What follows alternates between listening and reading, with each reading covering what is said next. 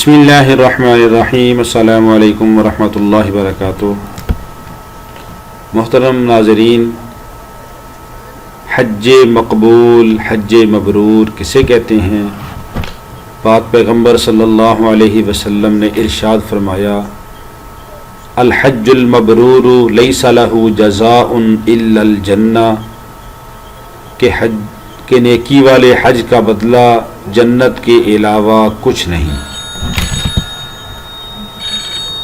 نیکی والا حج کون سا ہوتا ہے؟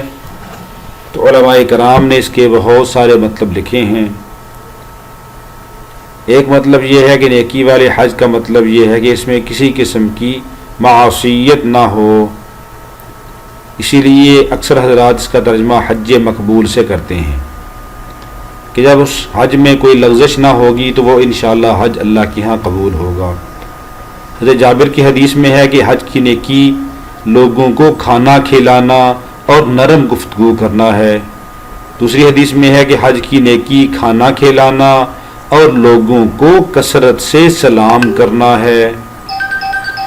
ایک حدیث میں ہے کہ جب حضور پاک صلی اللہ علیہ وسلم نے ارشاد فرمایا کہ نیکی والے حج کا بدلہ جنت کے سوا کچھ نہیں، تو صحابہ اکرام رضی اللہ عنہم اجمعین نے پوچھا کہ نیکی والا حج کیا چیز ہے یا رسول اللہ صلی اللہ علیہ وسلم؟ کیا مطلب اس کا؟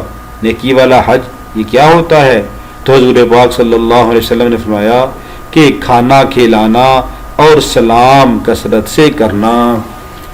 تو معلوم ہوا کہ آدمی حج کے موقع پہ جائے تو وہاں کثرت سے سلام کرے اور حت الوسع دوسروں کو کھانا کھلائے اور اس کے ساتھ ساتھ گفتگو کرے، کسی کے ساتھ سخت کلامی نہ کرے، کسی کو گالی گلوچ یا کوئی بھی بد زبانی نہ کرے جس سے دوسرے کو اذیت پہنچے، تو انشاءاللہ وہ حج اللہ کے ہاں قبول ہے۔